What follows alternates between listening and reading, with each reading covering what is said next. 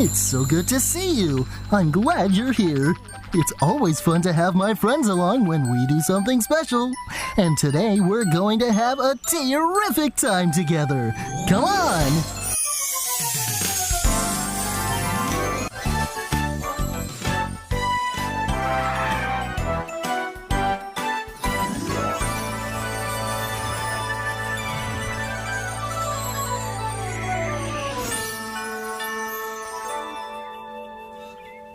Hello everyone, Christian Ryan here, and today, as you may or may not have guessed by the intro I made, I have a special Barney review for you!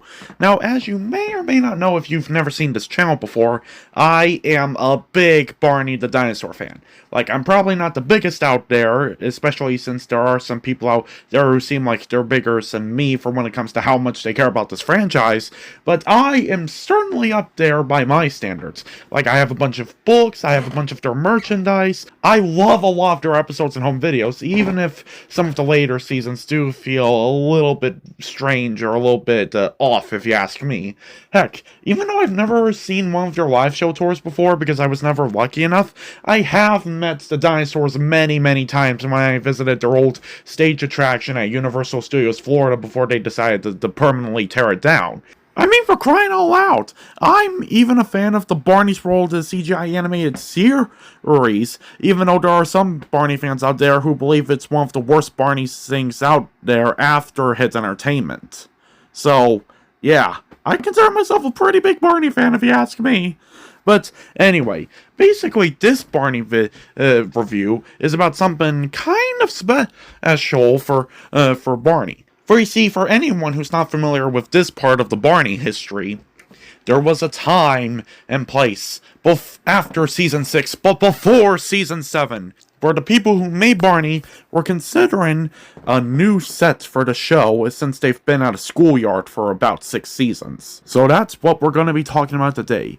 The almost fully explored but never got there era of Barney, where we go to his house. The year was like late 1999, early 2000. A bunch of stuff has happened that year. For example, Barney got a new stage show tour called Barney's Musical Castle, which, to be honest, if there's anyone watching this video who isn't a fan of that live show, I'll just skip that for you. But there was also a bunch of Barney home videos that also released on VHS, like Barney's Night Before Christmas and more Barney songs. And not only that, but 1999 was also the premiere of the 6th season of Barney and Friends, which would be the final season before everything changed.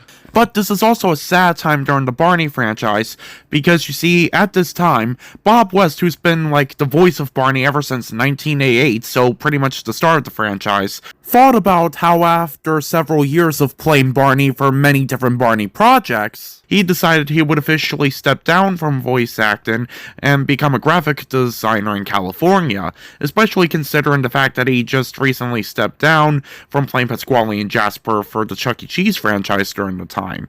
So after the crew accepted that Bob decided it was time for him to move on, they got 2 new voice actors to play the character of Barney, which is Duncan Brannan, Bob's former co-worker, who's been like voicing Barney since like 1997 until like 2000, and then there's this guy here named Tim Devers, who started working on Barney after Bob left. Now, Tim didn't really appear in a lot of projects during this time, because he only voiced Barney from like the home videos that was made in between Season 6 and Season 7.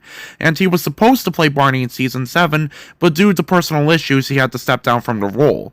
Now, I can respect if Tim Devers wasn't able to play Barney, but honestly, I feel like he actually did an amazing job playing Barney.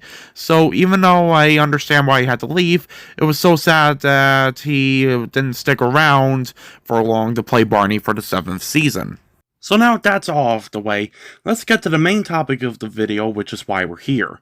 You see, since 1999 was the year Season 6 premiered, it was also the year that Season 6 has ended, and was seemingly going to be the cancellation of Barney Friends, seeing how they've reached their contract of having 6 seasons on PBS Kids, and at the time they were in negotiations for if there will be a Season 7 or not.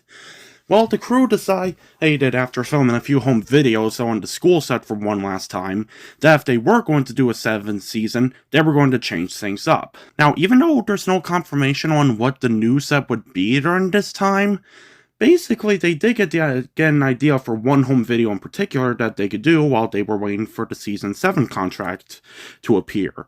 And that was to do a video at Barney's house. For you see, basically, even though there's no reason on the backstory for why they made this home video, and when they were promoting this video on news stations and like commercials they were doing for it, basically they kept saying the main reason why they did this was because fans kept writing in to ask Barney where does he live, what's his house, says like who his neighbors are, and everything else like that. Matter of fact, you've got a new album or CD coming out too. That's right. New dancing and everything on it. That's right. There's a new video coming out. It's called Come On Over to Barney's House. And you can get to see a lot of things that you haven't seen before. A lot of people all over the world, they always ask me about where I live. Does Barney live in a big house? Who's Barney's neighbor? Mommy, where does Barney live? And now I have a chance to show them. At my house, there's lots of things to do. BJ and the Rockets are going to show you some new songs there. There's a Bluejay who plays the blues. I have a peanut butter and jelly machine. Oh, wow. And basically, this was probably in construction around 1999, seeing how there's various clues as to how this home video was probably made a year in advance before its initial release in 2000. Because on the official Barney website, they had a special page decoration for what the main homepage would look like for Halloween, which sure doesn't look anything too out of the ordinary, but the door frame used here appears to have a similar shape to what the door frame for Barney's front door would look like. And not only that, but there is a photo a Barney crew member took with the dinosaurs at a 1999 Christmas party, which happens to be the front yard of Barney's house. So those are our only context clues for if this video was going to be made in 1999 or not. And here's a piece of Barney trivia that I feel like is really cool, and it's definitely for the Barney superfans out there. Apparently, when they originally made the Barney's House home videos, basically, they filmed it at the Color Dynamics studio in Texas, which is actually a studio Barney has been to before, because that's the studio where Barney started filming videos in the first place, ever since the Backyard Gang, all the way until they ended production on the 2nd season of Barney Friends. Isn't that amazing? But anyway, basically when they first announced that there would be a video about going to Barney's house in like 2000, which was going to be its release year, basically they went crazy with the promotion, making all sorts of promotional media, and coming up with various ways for how Barney could promote this video. Even coming up with a whole live show tour at malls for Barney to do a 20-minute sing-along with his friends that takes place in front of his house called Barney's Open House. It was pretty crazy during that time. And basically, the campaign was most likely a success because that got everybody talking about the purple dinosaur once again.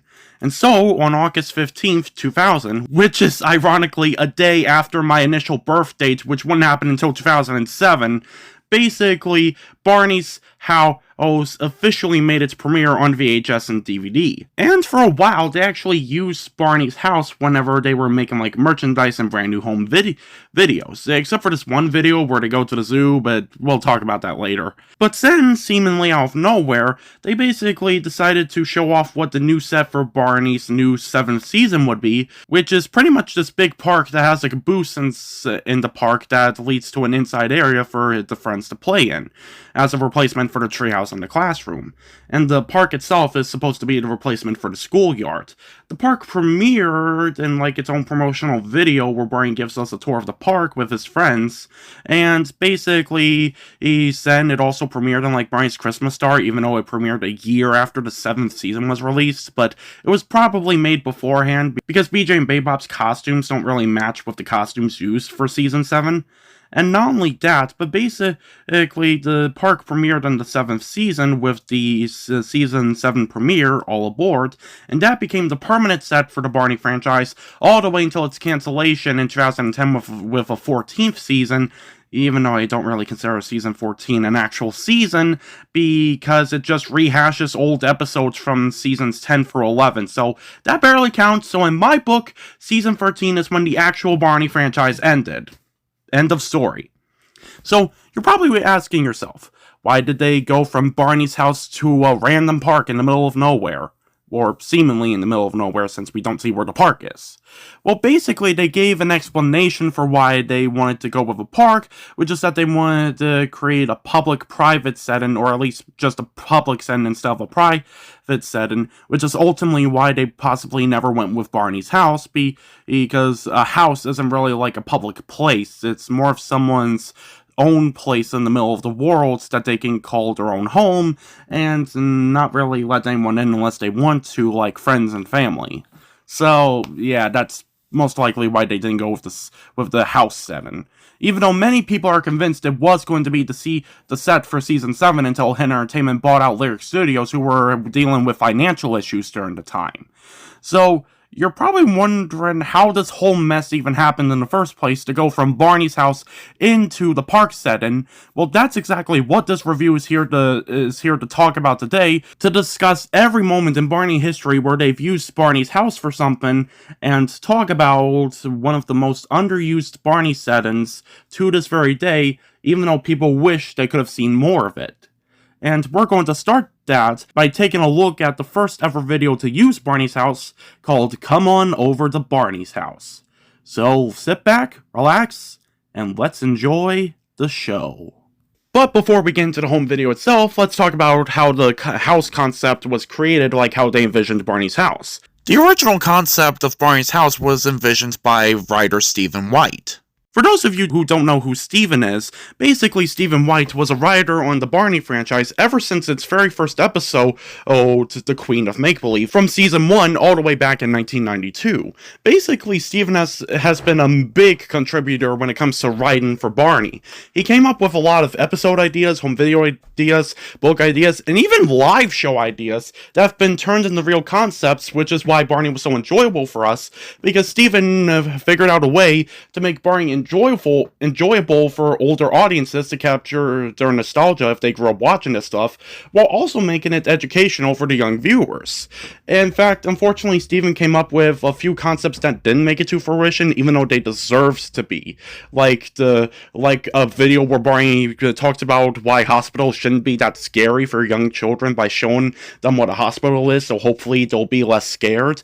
And not only that, but also a video where Barney's friends go to an orchestra and meet Riff for the first time, even though back in Stephen's original penned version of the script, he was named Zach instead of Riff. Unfortunately, Stephen left the franchise in like 2006 or 2007, and probably for good reason, seeing how his time on Barney became less and less enjoyable for his experience from what I've heard.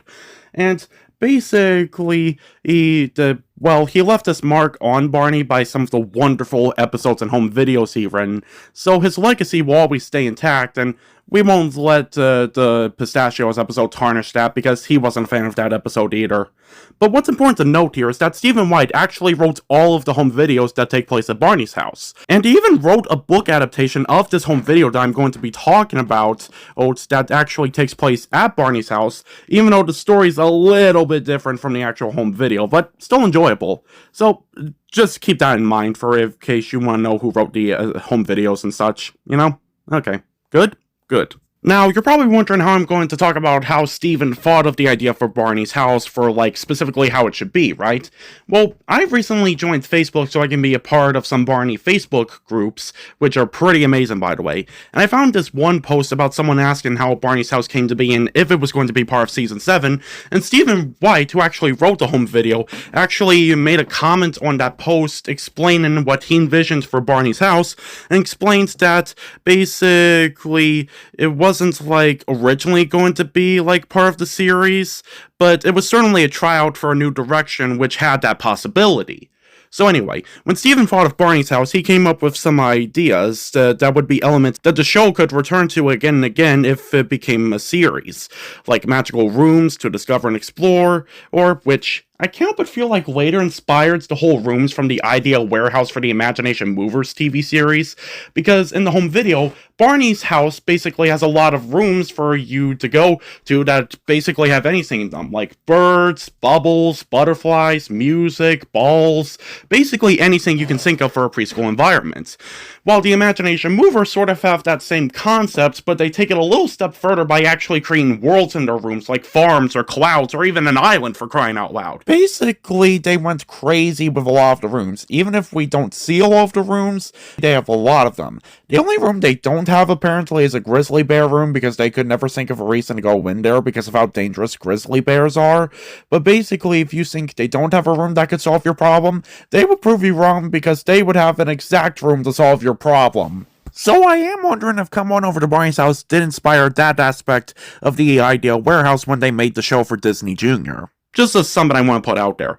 Anyway, as for neighbors, basically Steven decided to go with, like, characters from, like, Mother Goose rhymes or fairy tales. Who knew that the land of Mother Goose from Rhyme Time Rhythm was actually nearby Barney's house, along with Storybook Land from Sing and Dance with Barney? And basically, Steven also came up with the idea that the characters would only be heard from the door while only showing their arms as his way to pay tribute to Soupy Sales Show, which is a show I've honestly never heard of before. So I did some research on it, and turns out there was this guy named Milton Soupman who had a stage name named Soupy Sales, who was an American actor, comedian, and radio television personality who had a children's television series called Lunch with Soupy Sales, later titled The Soupy Sales Show, which was a series of comedy sketches that frequently ended with Sales receiving a pie in the face, which became his trademark, which is actually pretty interesting.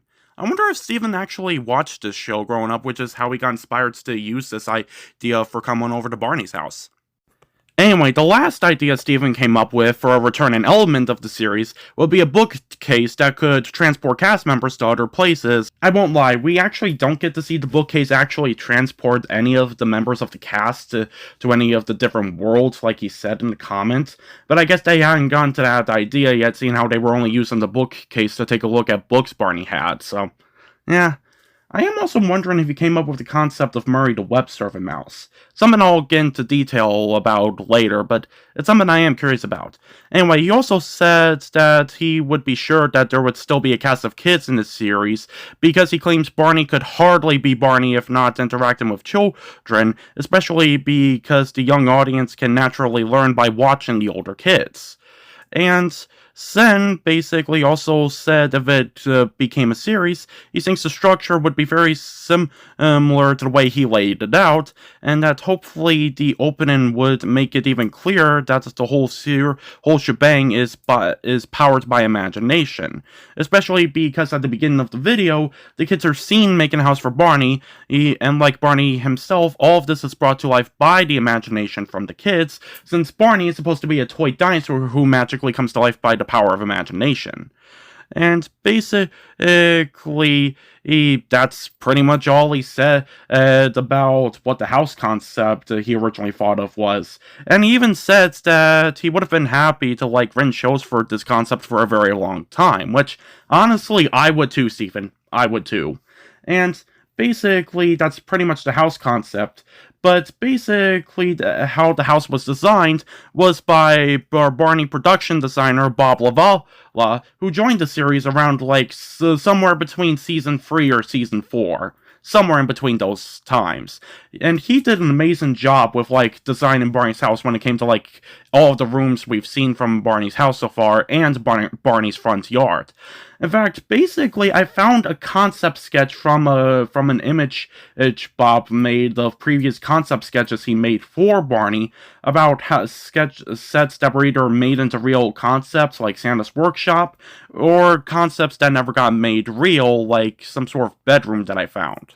And basically, I could tell this image that I'm about to show you is Barney's house, because basically, the door, window, and thing above the door here matches the door, window, and the rainbow with a shooting star on it that we actually got to see in the Come On Over to Barney's House home video. So I can confirm that this photo that has those three elements to make it recognizable is the original concept sketch for what Barney's full house would look like. And here it is. Here it is, folks. This is it. And honestly, I think it's even better than how I would imagine what Barney's actual full house looks like, instead of just only seeing, like, part of the front yard. And basically, I wish they could have found a way to somehow make this full-scale version of the house appear in the home video, like it being the opening shot before they ring the doorbell and everything, because basically, it looks pretty amazing. Like, they could have made a miniature model or something like Christian Jacobs did with his reboot idea for the banana splits to show the clubhouse, but yeah, it's kind of sad that we never got to see this full-scale Barney house, despite the fact that we've seen other full-scale buildings and such in previous Barney home videos and such by either doing paintings or miniature models, you know?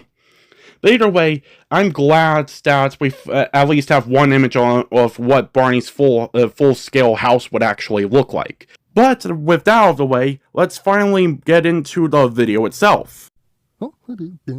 Oh boy, it's you! I'm so glad you're here. Come on in. Come On Over to Barney's House was directed by Jeff Gittel. I think that's how you pronounce his last name. Sorry if I mispronounced it, Jeff. But anyway, the video opens with, surprisingly, the season 3 opening sequence that has Barney and the kids' silhouettes. I'm honestly a little surprised that they actually decided to use this, seeing how they already had one that they used to replace the season 3 one that they used from seasons 4 through 6. But the trivia did suggest that maybe they did this as a prank to, like, prank the audience, especially because this opening sequence does get interrupted with something else, so that's honestly pretty funny. So if you're wondering what the interruption is, that's because there's this musical line of notes that magically appears and rips through the opening sequence, which causes a CGI animated Barney to slide down on it so he can greet his friends and get them all hyped up for what he's about to show them. And if I ever do a review of this Wiggles video someday, I will totally bring up this whole CGI Barney thing later. So Barney uses his magic to present us a bunch of clips of what to expect from the home video, which at this point ruins the whole magical surprise thing after the kids are done making the Barney house, so why not just instantly say you're going to explore Barney's house at that point with big giant texts. And basically, there is one other issue I have with this home video that I do feel a little bit sad about. You see, when pranking us into thinking we were going to get a full, like, Barney theme song thing just like normal Barney home videos, basically that's when they interrupt what Joseph Phillips, who was the musical director of Barney during the time, was doing when he made this musical instrumental. And honestly, I actually wanted to see where he was going with that. I mean, interrupting the season 3 title card I can forgive, because we've seen that title card many times in many episodes and home videos, but I actually wanted to hear what he was going to do with the music because we haven't heard that before. And let me tell you why I'm pretty much upset by that. The music he created for Barney from like 1999 until 2001 before season 7 was sort of like the prototype era to discover what kind of music he could probably do for the 7th season, which a lot of it did make its way into season 7. But unfortunately not all of it did, and he did like a really good job with like the music and the background music and music for the songs and everything that had to do with the music for this.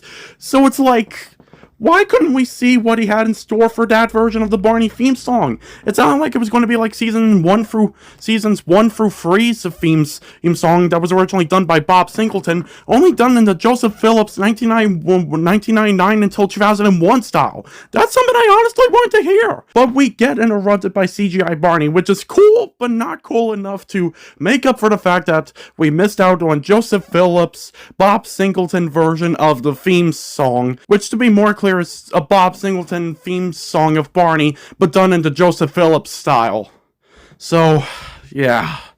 And basically, that's one of the reasons why I made that intro for you, because that's honestly what I could envision for how they could have at least made sure, or to fit the Barney theme song with the CGI Barney opening without interrupting anything, so we could actually get a Barney opening like that. But yeah. Sorry about that little rant. It's just, that's something I kind of wish we could have gotten to at least see or hear, to be honest. But we never did, so that's kind of why I'm bummed out by it. So anyway, after Barney's done presenting clips about what we're about to see in the home video, that's when we actually start the video by seeing a bunch of kids with the actual Barney doll from seasons 4 through 6, which is kind of cool if you ask me, who decide to make a house for the Barney doll while singing the song from A Day in the Park with Barney, Imagine a Place. I'm gonna make a sun for Barney's house. I'm making all the windows. Imagine a place you want to be. Imagine a place for you and me. Imagine a place and you'll be there. Imagination can take you anywhere. Wow, what a neat Barney house. Thank you. Let's see what Barney looks like inside. Okay. After they're done making the house, they decide to put the Barney doll in the house to see what he looks like in it, even though they closed the door, so how would they know? Anyway, basically after they put the Barney doll in the house, that's when the house starts to magically sparkle, and that's when the sparkles magically go into the camera and transport us to Barney's front yard, which...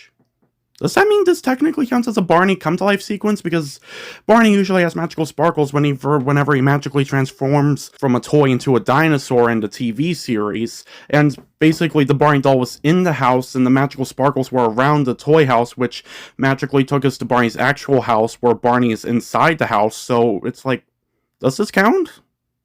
I don't know, but I'll say it's a close enough second. But anyway, after that happens, we get the tile card sequence, which magically gets destroyed by a shooting star that rings the doorbell for us, as the door is answered by who else but its homeowner, Barney the dinosaur. Oh boy, it's you!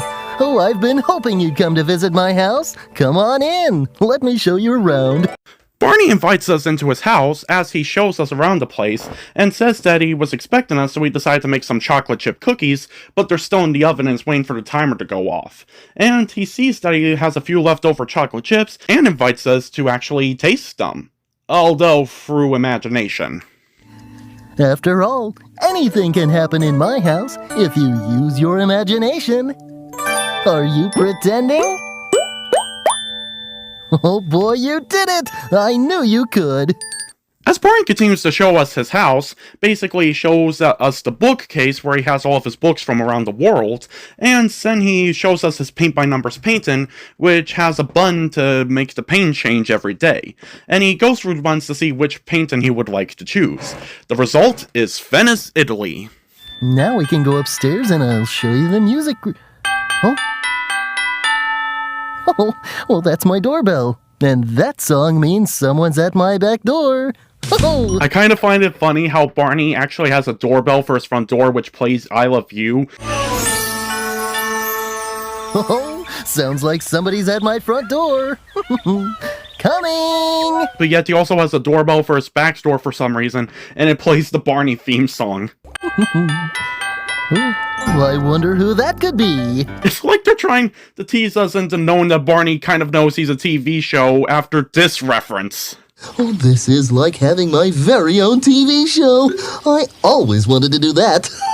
Also, what's important to note here is that for some reason, everyone who visits Barney's house decides to go through the back door instead of the front door. And I find that a little weird seeing how us, the viewers, are the only one who ever uses Barney's front door, even though you're usually supposed to go through someone's front door whenever you visit anyone's house, and not for the back door, because going for the back door is a little bit weird.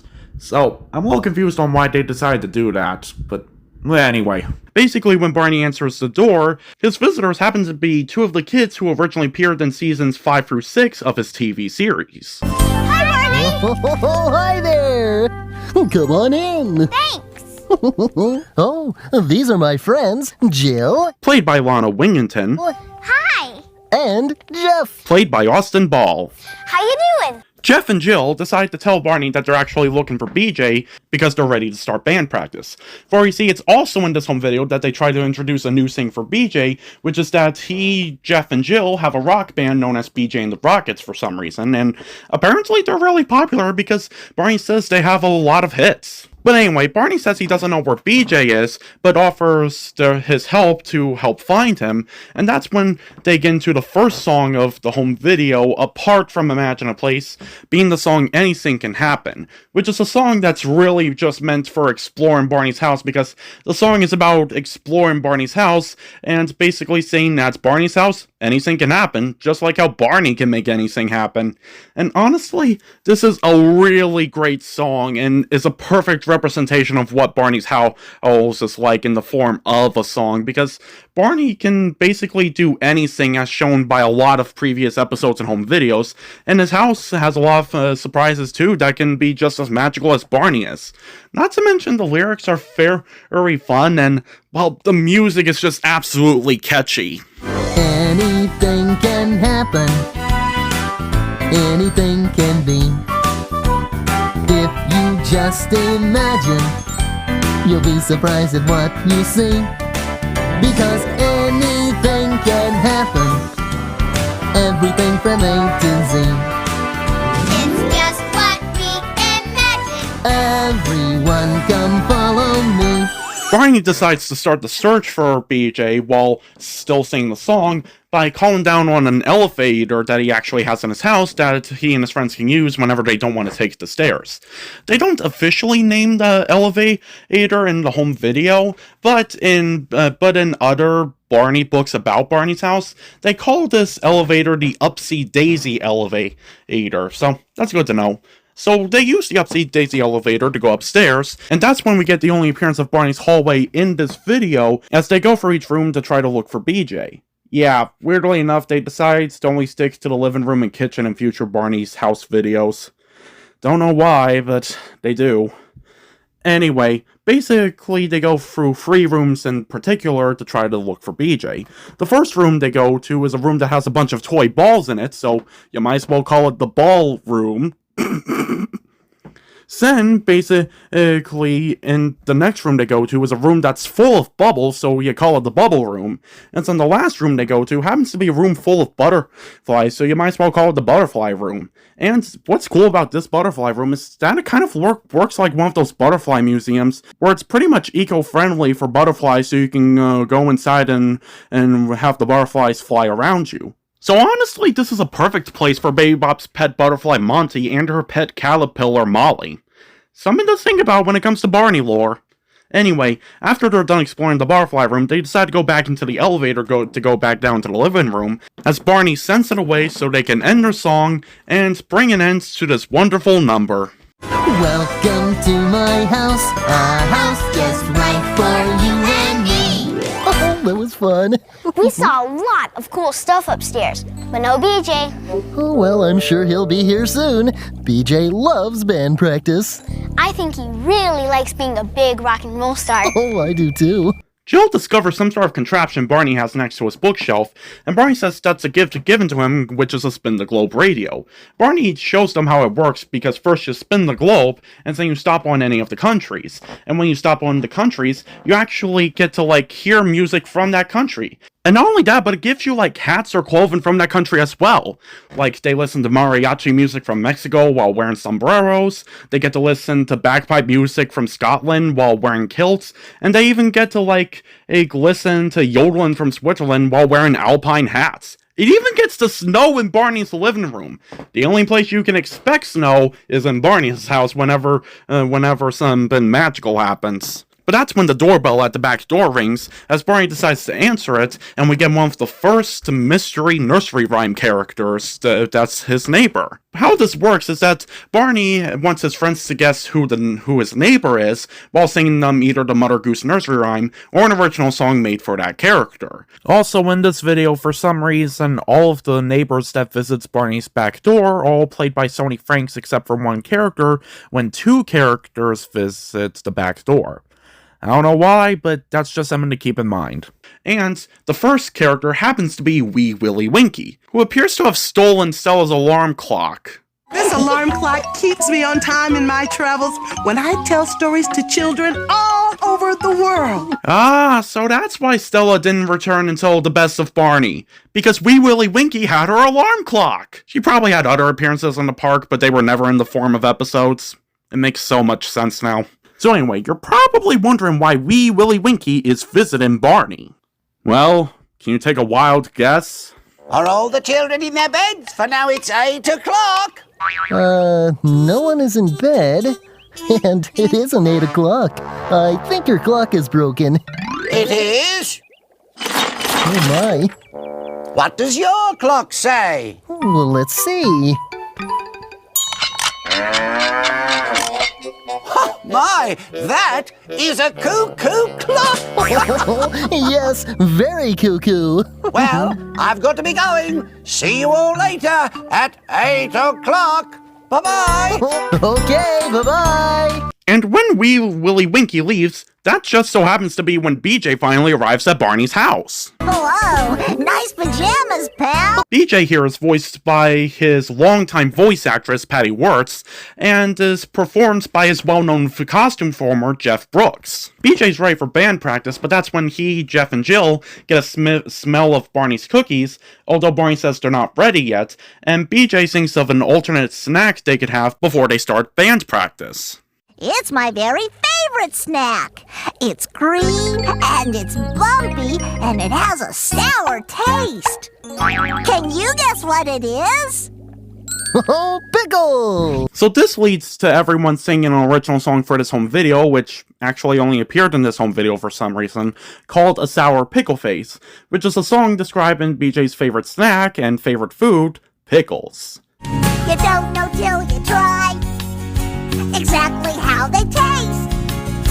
But if you buy a sour one, make a sour pickle face. A sour pickle face.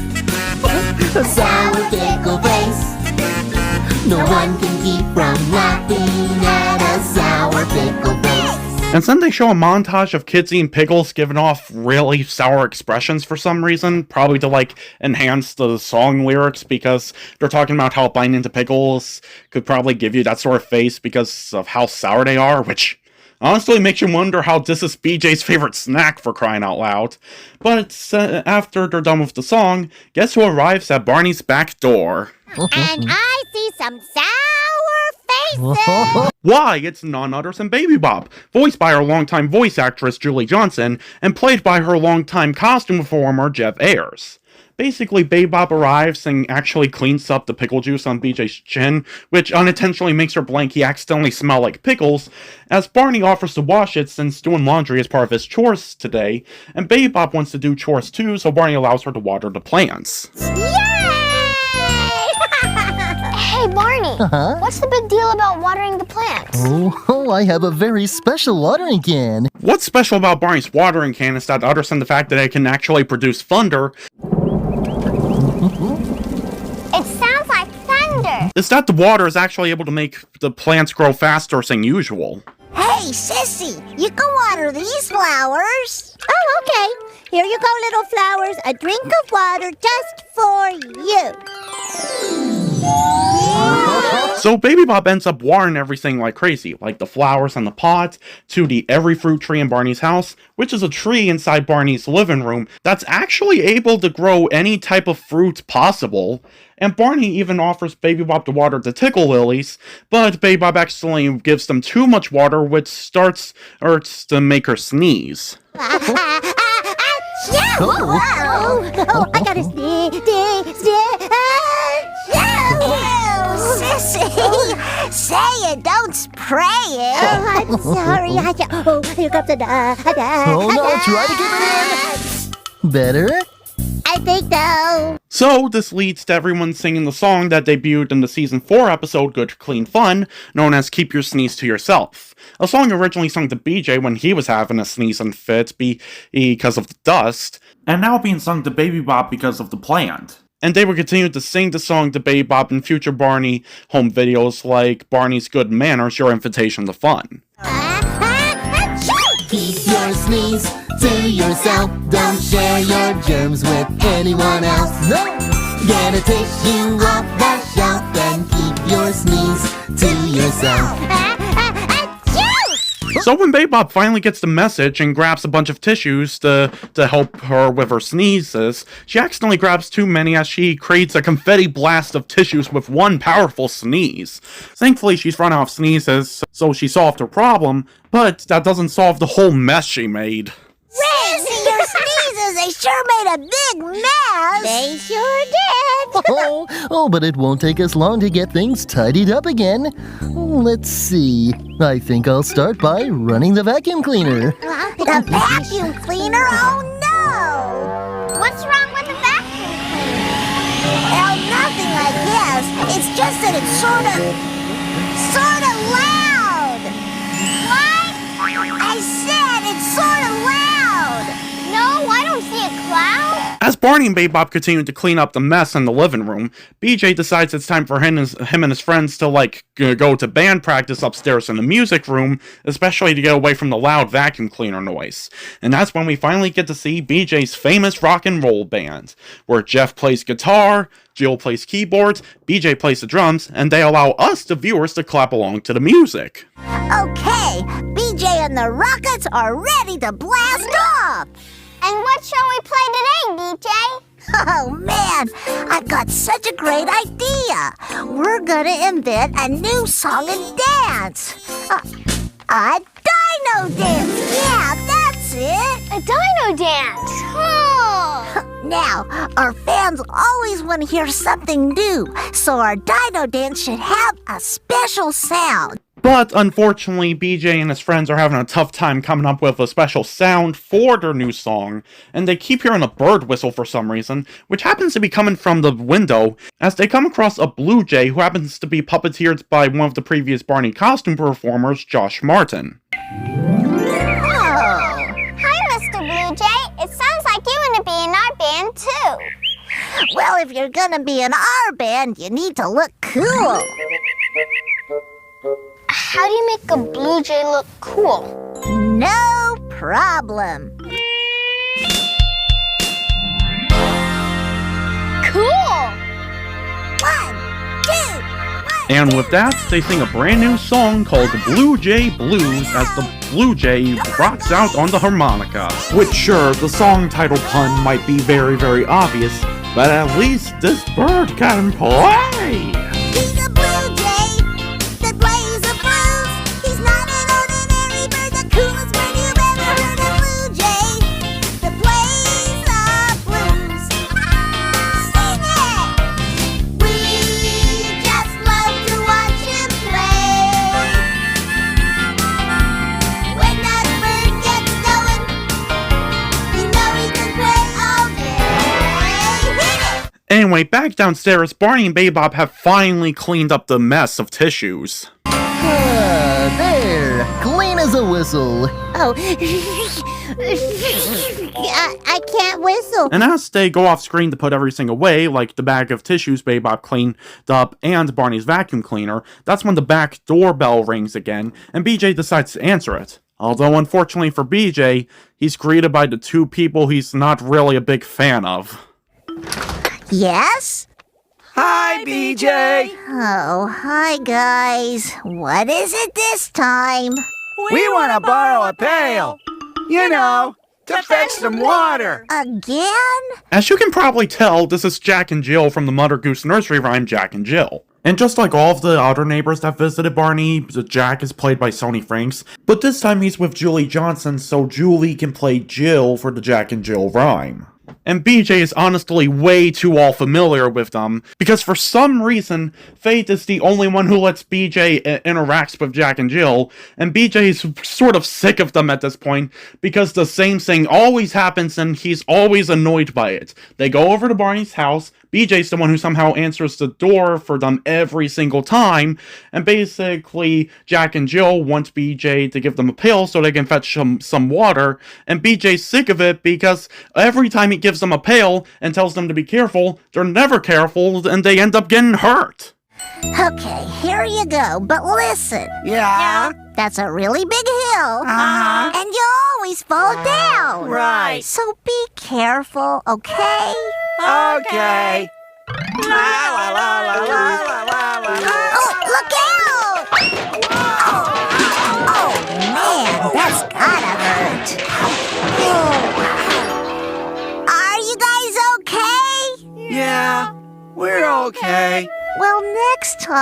And be careful.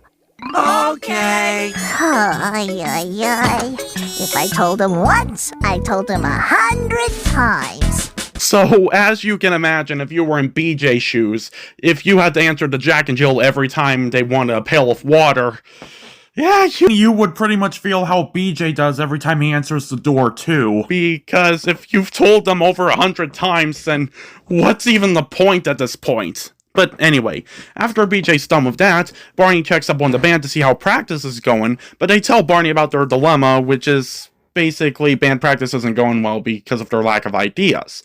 So Barney gives them a solution. Go to his computer, which is out in the open for some reason, and basically call in his friend, Murray the web surfing mouse.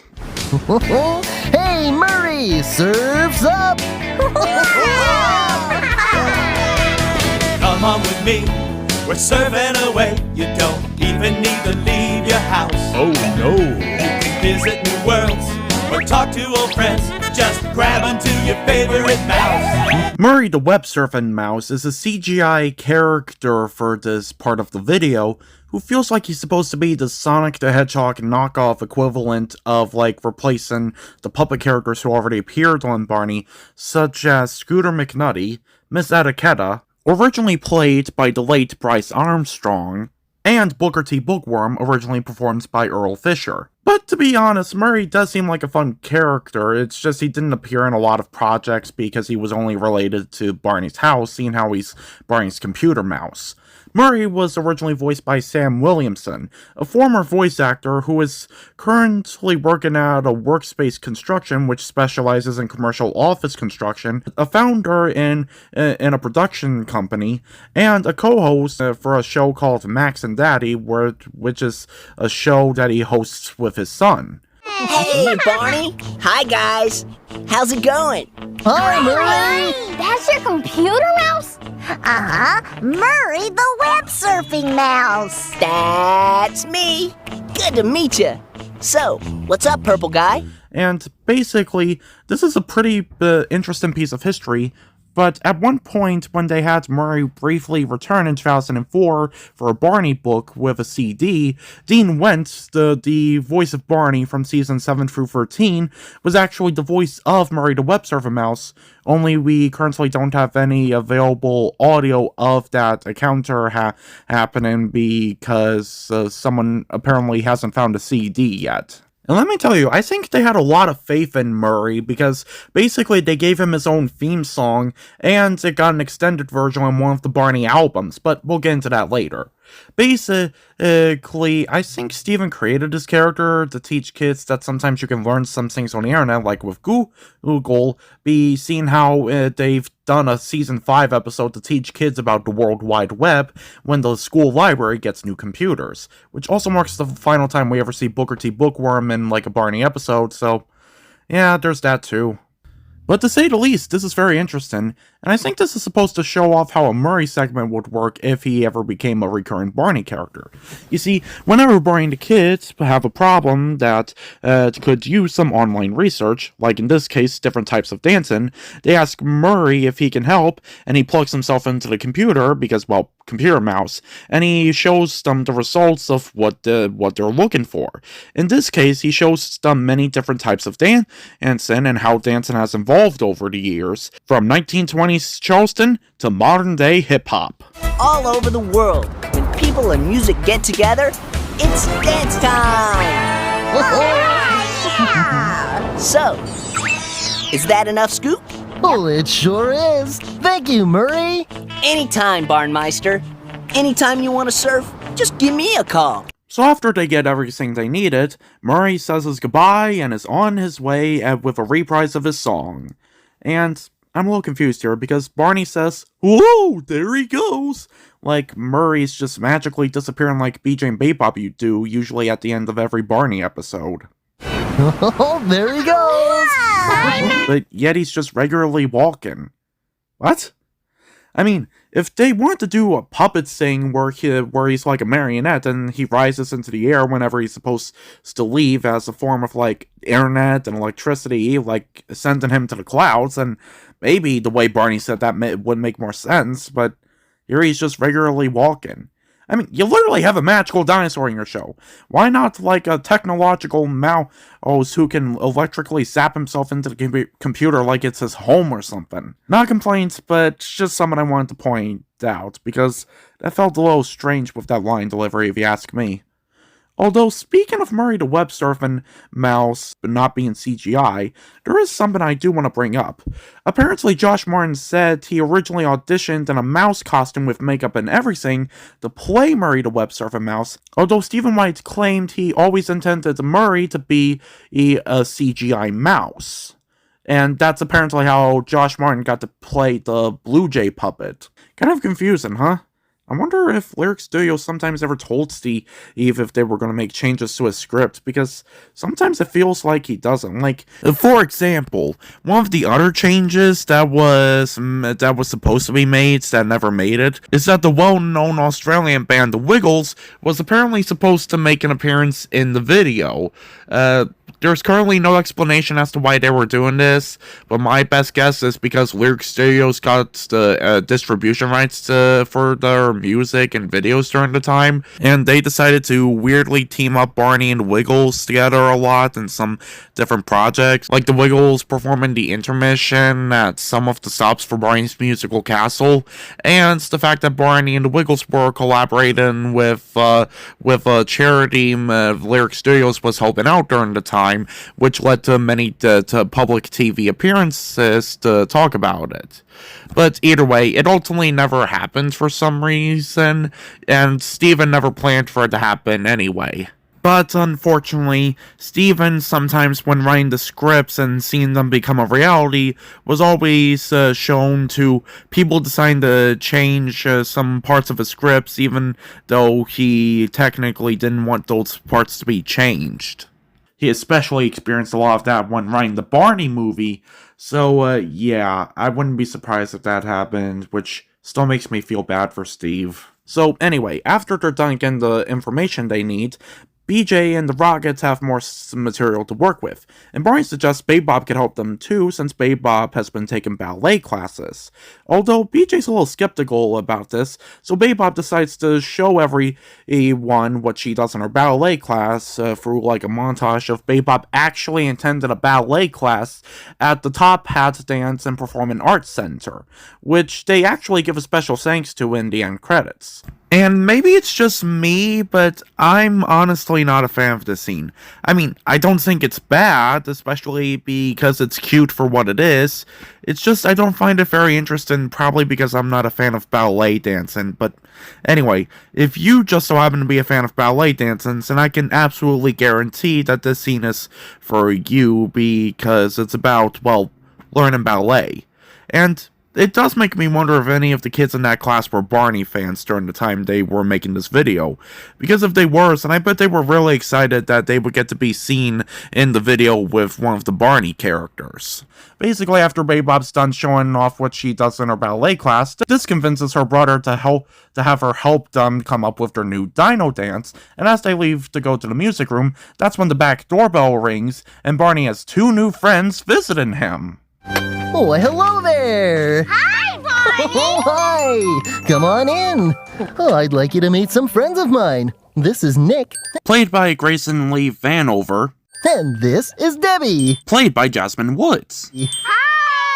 There is something interesting I do want to point out about these kids. You see, this is Nick's very, very first appearance on the Barney franchise, and what's even crazier is that he would later become a cast member for seasons 7 through 8 of Barney and Friends. And that made people believe that Debi was supposed to appear in season 7 too, but for some reason she didn't.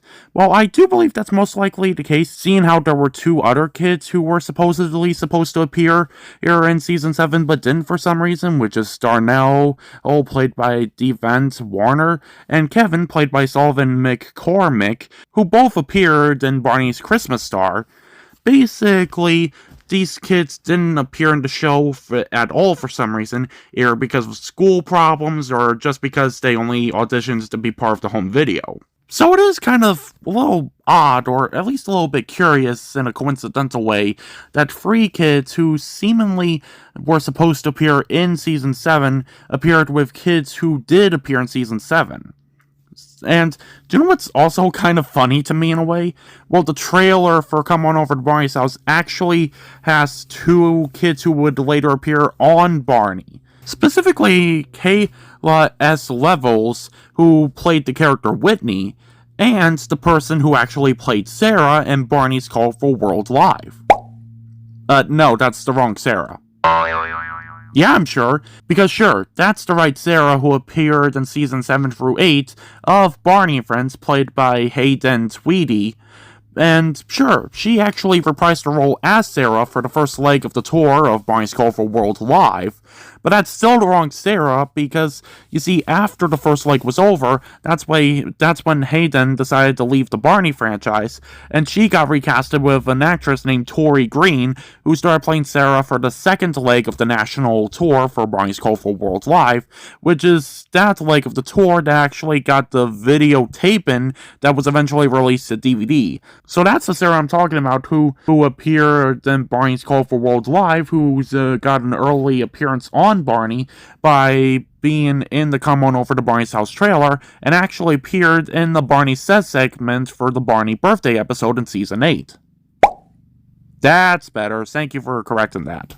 Anyway, Nick and Debi arrived at Barney's house because they're returning a book that they borrowed from him, and Barney allows them to borrow some more books, and they can't decide if they either want books about cars or books about dolls, so after talking it over, they decide they want a book about puppies, so Barney gives them the book Looking for a Little Dog, which actually has a dog who's apparently named Boomer according to the end credits, appear out of the book and play with them. He's so cute. He is. Where did he go? Oh, that's why the book is called Looking for Little Dog. He just loves to play hide and seek. So they sing the song, oh where has my little dog gone, while searching for the puppy, and they search all over the house until they find him. Thank you, Barney. That was fun. Oh, you're very welcome, Debi. I think it's time for you to go home now, but we'll play with you again soon. There he goes. So after Boomer goes back into his book, Barney allows Debi and Nick to borrow some more books as he makes them appear on the couch, so Nick and Debi decide to sit down to start some reading. Funny, I don't hear any music from the music room. I wonder how BJ's band practice is going. Meanwhile, Man, I still don't have an idea. BJ and the Rockets are having a tough time coming up with ideas, but whenever BJ does come up with an idea, Baby Bop shoots him down. How about for our new dance, we ride skateboards? That's too hard. We all hop on pogo sticks. Nope. We can dance on roller skates. And then we can spin. I can't do that either. BJ, sick of Baby Bop turning down his ideas, asks what can she do, so Baby Bop decides to sing the song Look at Me, I'm Free that debuted in the episode of the same name to tell her brother and Jeff and Jill what she can do, because she's hoping that they can create a dance that's so simple even she can do it. Look at me. I'm 333. I'm as happy as can be. Can you tell? Can you see? I'm a very, very, very happy me. And to be honest, Look at Me, I'm Free is pretty much the Baby Bop theme song aside from the My Yellow Blankie song, because other than basically caring about her yellow blankie, Baby Bop loves parading around announcing how old she is, to be honest. After singing the song, basically BJ allows her to tell him what she is able to do so they can try to figure out what she can do for their new dance. Meanwhile, back in the kitchen, Barney is still hungry, and since the cookies aren't ready, he's going to use his PB&J machine to make one of his favorite sandwiches of all time, a peanut butter and jelly sandwich. He even decides to show us how it works, and before he asks if you think this bun's going to be useful, for some reason Barney never presses it, so it makes me wonder why is it even there in the first place if he doesn't even use it. First, I turn it on. Now I put peanuts in this side to make peanut butter. Then I put grapes in this side to make the jelly.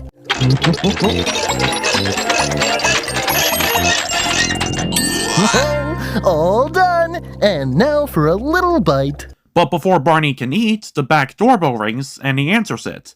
And I want you to take a wild guess at who's at the door. Hello, may I help you? I'll huff, and I'll puff, and I'll blow your house down. Yeah, believe it or not, it's a big bad wolf who's planning to blow down Barney's house. And Barney decides to have us, the viewers, guess who it is by singing an original song about the big bad wolf because, well, fairy tale characters don't get their own nursery rhymes or their own songs because that's pretty much a nursery rhyme thing. So after Barney's done singing the song and we guessed correctly, basically that's when this big bad wolf surprisingly redeems himself thanks to the help of Barney. Well, you know, we rarely do see any nice big bad wolves in the entertainment history. We've come close, but we don't really see very many of them. Hey, who were you singing to? Oh, some good friends of mine. Friends? I don't have any friends. Well, you would if you stopped being so mean. But huffing and puffing is what I'm good at. Well, then instead of blowing things down, how about blowing up a toy? Like this. Okay. Hey, look what I did. But since the big bad wolf is hungry, Barney offers him his peanut butter and jelly sandwich, leaving the wolf with a happy stomach and a happy heart. And Barney decides he should make himself another sandwich since he doesn't have one anymore. And that's when Nick and Debi join in because they want some too. And Barney says that they can use his PB&J machine to make all sorts of sandwiches, and they can have their choice of bread, which leads them to sing the Pumpernickel Bread song that originally debuted in a season 3 episode about bread. My PB&J machine can make them in no time, and you can even have your choice of bread. I have a bread and it's called pumpernickel, yum yum, pumpernickel, pumpernickel bread. Hey! Barney has a bread and it's called pumpernickel, yum yum, pumpernickel, pumpernickel bread. Hey! The song itself not only talks about pumpernickel bread, but also talks about different types of bread too, like white bread, pita pockets, tortillas, wheat bread, bagels, basically all sorts of breads. Very educational. But anyway, after they're done singing the song, they decide to put some of the breads away in the refrigerator because they probably don't need that much bread for, like, free peanut butter and jelly sandwiches. And after they're done putting away the bread, that's when BJ and the Rockets actually come down the stairs to tell them that they finally succeeded in making their Dino Dance song. Right! Barney! Hey, Barney! Yeah? Oh, we did it! We did it! Oh, did what? We came up with a brand new Dino Dance, and man, it rocks! It's gonna be a big hit! Oh, how big? This big! Wow, that is big. Can we hear your song? Well, sure you can! Come on, guys, let's go get our stuff! Okay. Oh boy, it sounds like a party, and you're invited. And that leads us into the public debut of the Barney song, The Dino Dance. A song that actually premiered a few months before this video came out when they created a stage show starring Barney, BJ, and Baby Bop at Alton Towers. But seeing how the live show probably premiered after they were done writing the script or filming the video for the home video, the Come On Over to Barney's House is technically the initial debut of the Dino Dance. Which, let's be honest, if you've ever heard it, is a really good song. The lyrics are good, even if they're simple, and not to mention they make a dance so simple that anyone can do it, like Baby Bop. So after dancing around a bit, that's when confetti cannons burst as confetti rains in Barney's living room, and everyone celebrates the fact that they finally came up with a Dino Dance. Oh, no doubt about it, the Dino Dance will be another big hit for BJ and the Rockets. And I helped! All right, sissy, we couldn't have done it without ya. And I don't think we could have done it anywhere but here. Barney, your house is very special. Oh, thank you. I think so too. But you know, any place can be special if you use your imagination. And every day is special if you share it with people you love. And that's when we lead into the final song of the video, which is of course the classic I Love You song that's been part of the Barney franchise ever since its very first video. Basically, this version of the song is honestly my favorite version Joseph Phillips has ever done for the Barney franchise, because Joseph Phillips has made a lot of good music versions of the I Love You song throughout the years, like the Christmas variants that debuted in Barney's Christmas Star, the season 4 through 6 variant, some of the other variants he made for some of the other Barney projects when it came to home videos and live shows, and, well, the season 7 through 13 is, well, pretty good in my opinion. But this version that's debuted and come on over to Barney's House, it's the Barney Alton Towers show, the Barney Rocks album, and Barney's Open House is pretty much my favorite one out of all of them, because I feel like Joseph found a perfect mixture of what the Barney I Love You song should be. He found the perfect amount of calmness and charm and magic at the beginning for the first chorus. I love you, you love me, we're a happy family. But then, at the end with the second and final chorus, it kind of turned into some sort of ballad sing, and basically makes it a big spectacular one that fits the theme of the song. With a great big hug and a kiss from me to you, won't you say you love me too? And for anyone who's seen this channel before, you might know that this is probably my favorite version of Joseph Phillips' music for when it comes to the I Love You song, because basically I made a demo using archive audio from Barney home videos to see what would it be like if Bob West actually sang this version of the song, seeing how Bob West never sang this actual version of the song, and the only time he ever got close to singing this version of the song is the prototype of this prototype that was first seen in Barney's musical Castle, even though the first chorus was way slower compared to this version. And I won't lie, I would really like to hear Bob sing this version of the I Love You song someday, because basically this is an amazing version of that song, and well, Bob has always done such a great job with a lot of the Barney songs, so I really want to hear what he would have to do with something like this, which is pretty much why I made that demo, because it's currently the best I can do. But anyway, even if I'm never able to hear Bob sing this version of the song, it's still a really good version of the I Love You song, and I'm really glad that Joseph made this version of it. After they're done with the song, that's when the timer on the oven finally goes off, and Barney's cookies are finally ready. He has thankfully made enough for everybody, even if sometimes the trays look like there's only, enough to feed, 5 of them. And basically, after they're done with their snack, BJ decides that they should practice their song in the music room, causing everybody to go upstairs, leaving Barney all by himself. But that's when us, the viewers, apparently tell Barney that it's time for us to leave, and Barney gives us a snack for the road, which is some cookies and a glass of milk. Use your imagination and pretend you're eating these warm, yummy cookies. Oh, and don't forget your milk.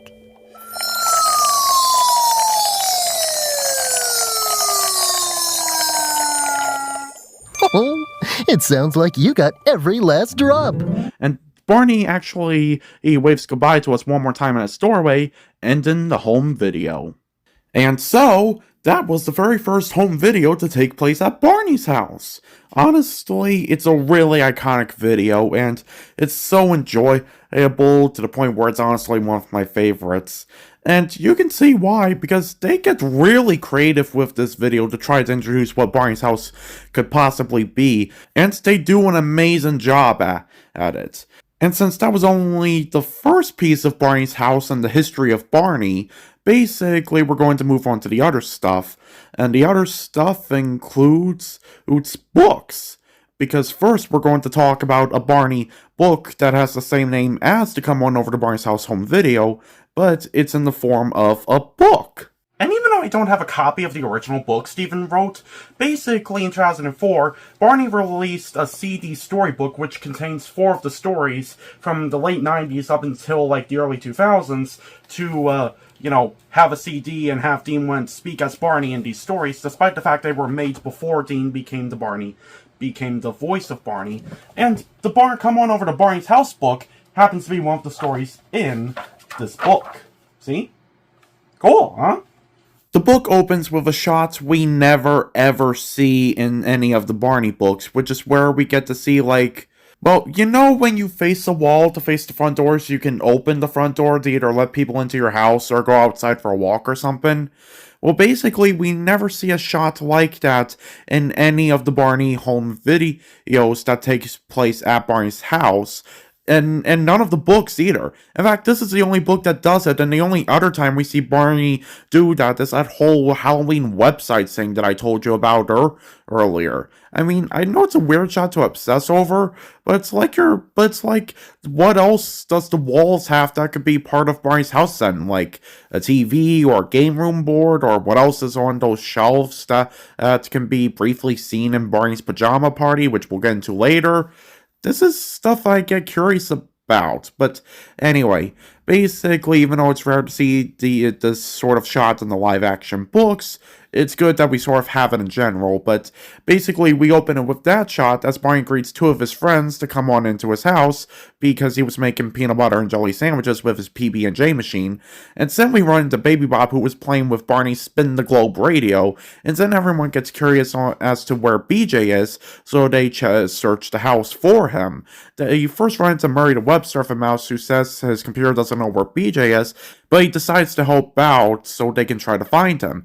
Then they take the Upsy Daisy elevator to the main hallway to go for the rooms to see where BJ is, which are the exact same rooms we get to see in the home video, which leads to the talking version of Mr. Bluejay for some reason, who says he heard BJ go downstairs to the living room because he was looking for them, and then they run into BJ, who's with his friends, where they get to show everybody their brand new song, and while they're doing their song, Barney introduces the Dino Dance for some reason, and says that every day is special when you come on over to his house, especially if you spend with the people you love, yada yada, you know, the typical Barney Antwaun stuff. It's very simple. So anyway, that's the first Barney's book about Barney's house, and honestly, it's pretty good in my opinion. But before we can move on, there is one more Barney book that I want to talk about that's about his house, and, well, this leads to the kind of upsetting part in my opinion, because basically, you're probably wondering what else is in Barney's house, right? Well, guess what? We barely get to see it! I am serious. Apart from this thing that I showed you earlier, which I discovered on Barney Wiki while collecting images for this video, basically, I don't know if anyone else has ever seen these before, so they're technically lost media, and we don't know if they contain more images for what's inside Barney's house or not. And not only that, but basically, while watching the Barney Desk's video about how Barney lost his own website, they used an image with a button that says Explore Barney's House, which seems like it's from a Barney website, so I tried searching all over it, including archive.org for the Barney website to see if I can find that, but I couldn't find it, especially because archive.org is being really difficult for some reason. So honestly, we barely get to see what else is inside Barney's house, especially because home videos only decide to stick in the living room and kitchen for some reason. I mean, to be completely honest, everybody, the only time we ever get to see new rooms in Barney's house is from this. This is it, people. This is it. And yet, for some reason, we don't have more of it for some reason. I mean, I like it, but for some reason, we don't have more of it. This right here is Playtime at Barney's House. It's pretty much the only Barney book that's not written by Stephen White about Barney's house. And not only that, but it's actually one of those open flaps books. Like, you have to open the flap or the flipboard, whatever the little tab is called, to see a secret image that's hidden behind it. And this book also marks the final book appearance of Barney characters such as Scooter McNutty, Miss Etiquetta, and Booker T. Bookworm, who are hidden in every single page of this book. So anyway, basically you get to explore the rooms we've already seen in Barney's house while we take a look at to see what's behind each flap, including Barney's living room, Barney's kitchen, and the music room. And I believe there are 3 new areas we have never seen before, especially because I've known we've never seen them before in this book that don't appear anywhere else. I mean, to be completely honest, they claim one of the new rooms is the already mentioned butterfly room, but this butterfly room, quote-unquote, barely looks anything like the eco-friendly butterfly room seen him come on over to Barney's house, so I'm believing it's probably one of the extra hallways leading to a different room, because it barely even looks like a room. It has way too many doors to be considered a room. But anyway, the two new areas that are here is basically Barney's game room, which is filled with a bunch of games, toys, the spin the globe radio, and even the computer with Murray the web surfing mouse. And the final new area of this book happens to be Barney's backyard, which I won't lie, I felt like always should have been mixed with like the indoor playground area at A Day in the Park with Barney, because they called it Barney's backyard, and it's filled with a lot of stuff backyards typically have, but expanded in a way that's imaginative and, well, possible by only Barney's magic and imagination when you think about it.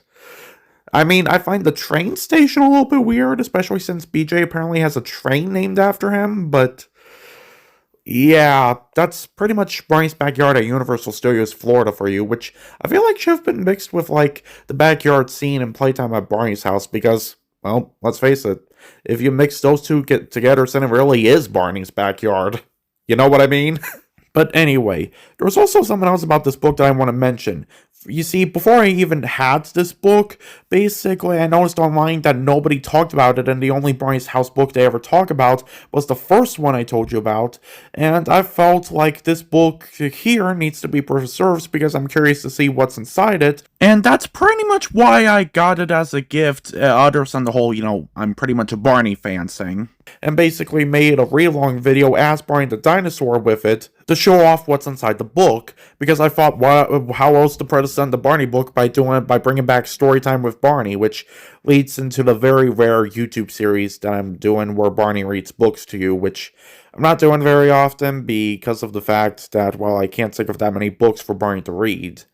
And I also decided for Barney to be the narrator for his own book because it almost feels similar to that DVD featured on some of the old Barney DVDs, where you can either choose to read a Barney book digitally yourself, or have the Barney audiobook or have the audio from the audiobook version of that book play, which usually starts with Barney greeting the viewer and then telling you who the author and illustrator is, and sometimes he would usually narrate the book himself, so, you know. But anyway, that's basically the last Barney's House book, and honestly, it's honestly pretty good for a Flip the Flap book, but other than that, it's not anything special. But either way, I still rate it pretty high, especially to the point where it's at the same level as Come On Over to Barney's House the book, especially because of the fact that they reveal 3 new areas that we never see in anywhere else in Barney's house, that we can only see in this book. Now, when I was making this video, I accidentally made it 4 hours long, so I decided to split this video into 4 parts. So, unfortunately for us, we've currently reached the end of our first part of this video saga, and we'll have to continue where we left off in the next part. But the important thing is we pretty much got the basics of the Barney's House set out of the way, so when we dive into what we're going to talk about next time, you'll be caught up on what we know. So, I'll see you in the next part. Goodbye!